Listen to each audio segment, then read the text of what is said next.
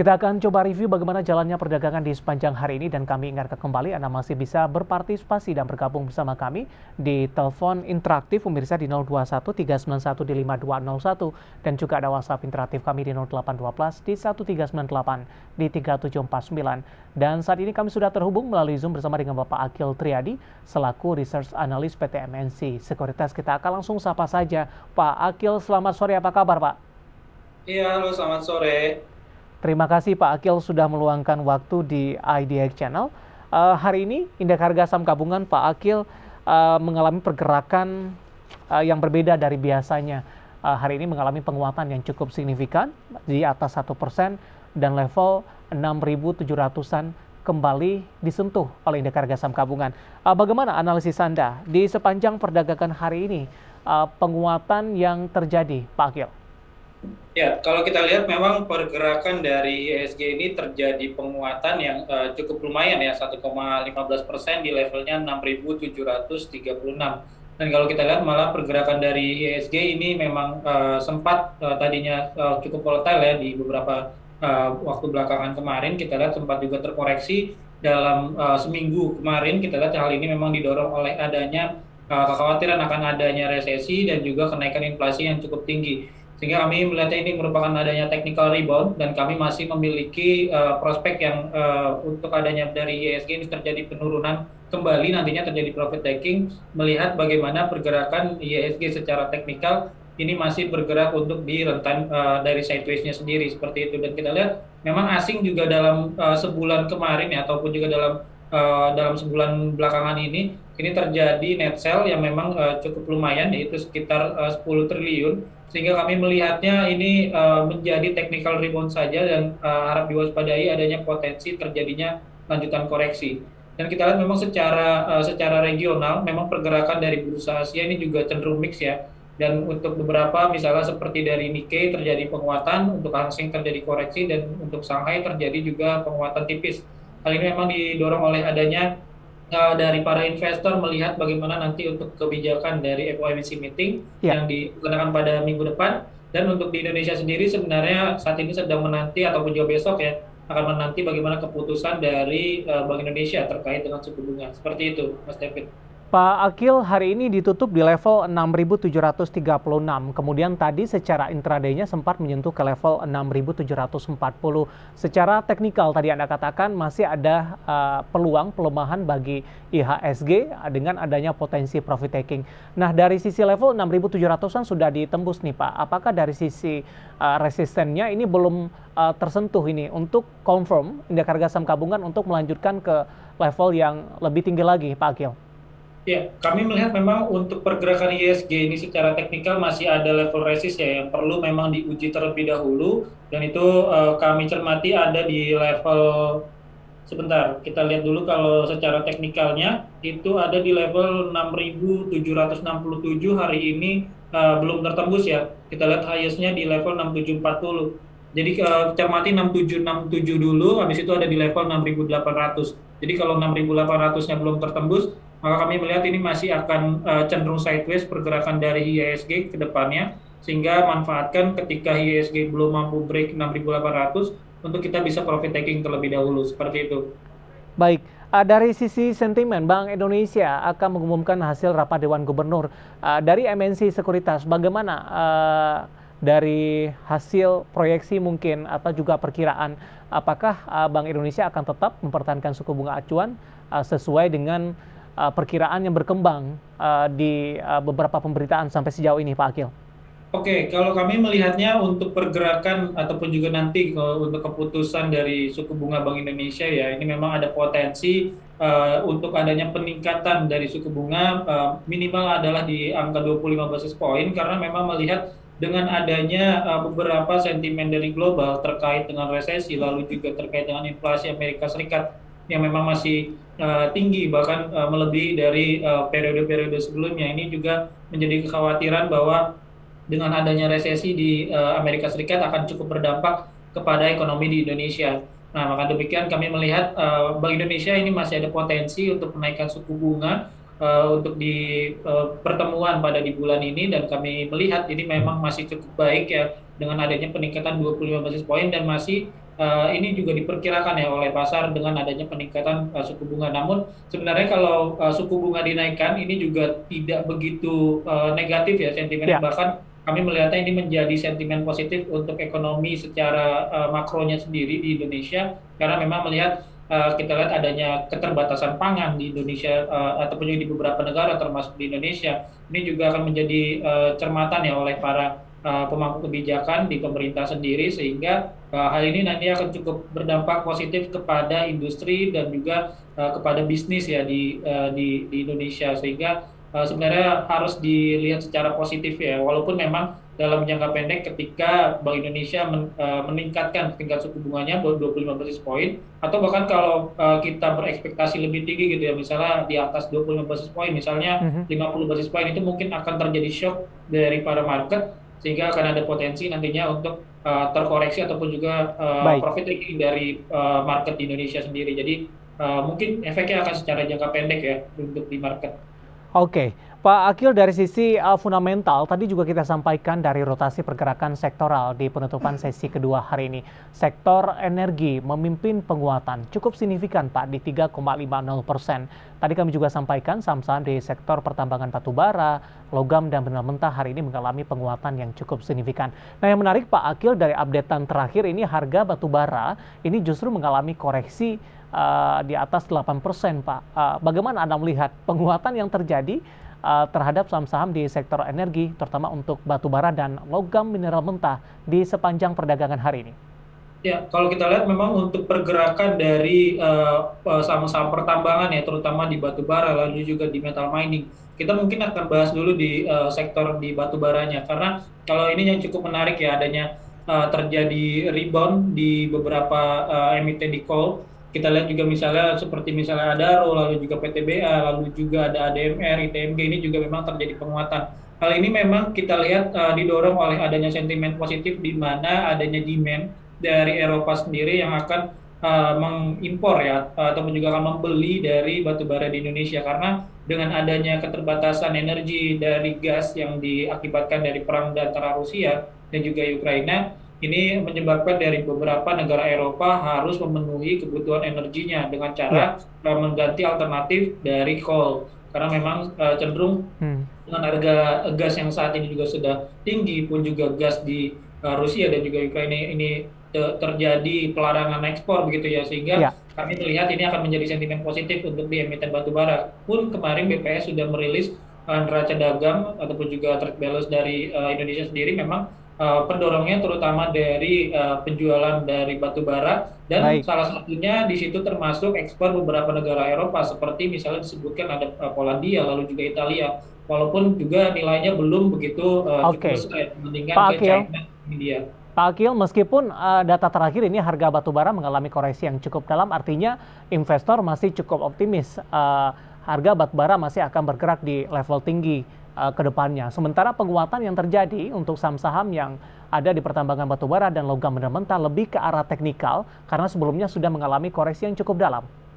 Oke, untuk batu bara memang agak sedikit berbeda ya pandangannya dari kami tentang juga kepada di nikel, karena memang dari batu bara ada story yang meng-create adanya potensi peningkatan kinerja, pun hari ini terjadi koreksi misalnya dari harga batu baranya itu sendiri, karena kami melihat dengan demand yang masih cukup tinggi, lalu juga dari harga batu bara juga masih cukup tinggi walaupun memang koreksinya 8% begitu. Ya. Kita lihat masih ada potensi untuk kenaikan dari harga batu bara karena demand masih tinggi, dan juga untuk kebutuhan ataupun juga di supply-nya juga masih cukup terbatas. Namun berbeda cerita ketika kita membahas untuk dari sisi nikel ataupun juga di untuk di metal mining ya. Mhm. Sehingga kami melihatnya untuk di metal mining ini lebih kepada technical rebound saja, Ya. terutama untuk di beberapa emitennya seperti Antam, lalu Inco, ada juga untuk di TINS begitu ya, lalu ada juga MDKA, dan kita lihat memang ini lebih ke technical rebound. Namun kami memilih untuk lebih selektif ya untuk kepada Ya. saham-saham yang misalnya kalau kita cermati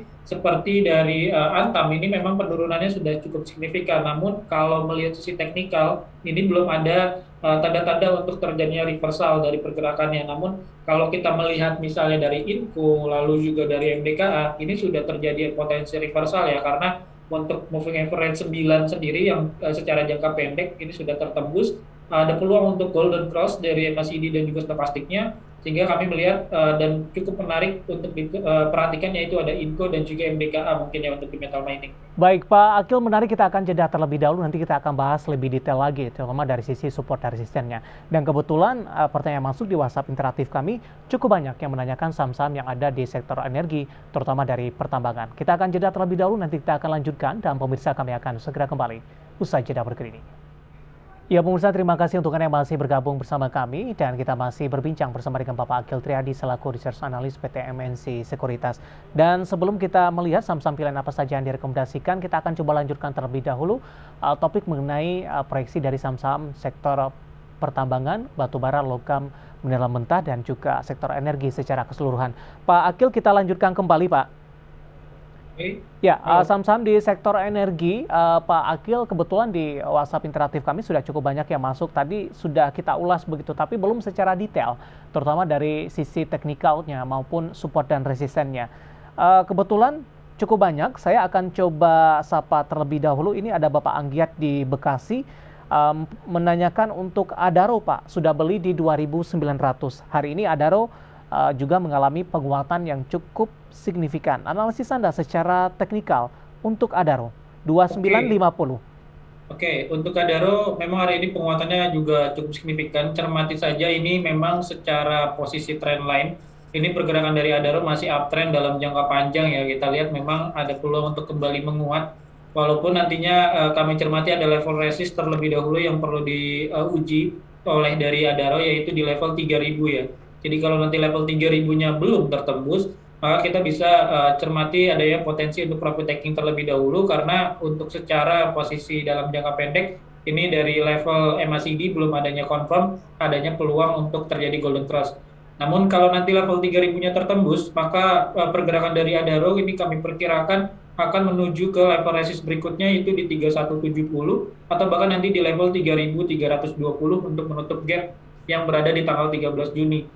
Jadi guidance-nya adalah pertama cermati dulu level 3000. Kalau nanti itu tembus, maka ini akan cenderung secara jangka pendek pun sudah bergerak uptrend ya. Tapi kalau kita lihat level 3000 ini nampaknya akan cukup kuat. Jadi guidance yang pertama adalah cermati level 3000, dan selama tidak break ke bawah level 2840 lagi, maka dari Adaro kami cermati ini masih ada potensi untuk bergerak uptrend seperti itu. Baik, Pak Anggia di Bekasi sudah ambil posisi di 2.900. Pak Akil, cukup tepat strategi yang Anda sampaikan disesuaikan dengan posisi belinya di 29, Pak Akil? Ya, cukup tepat memang pergerakan dari market hari ini, dan di level entry-nya di level 2.900 ya. Memang ini salah satu level entry yang cukup baik, karena melihat sepertinya dari Bapak yang bertanya begitu ya, ketika sudah break dari level MA20, walaupun juga kita lihat volume belinya juga cukup besar, memang cukup tepat berada di kisaran level 2.850 sampai 2.900 untuk kita entry, dengan menantinya nanti ada potensi menguat ke level 3000 sampai nanti kalau tembus ke 3170 terdekatnya dari level resist Adaro. Oke.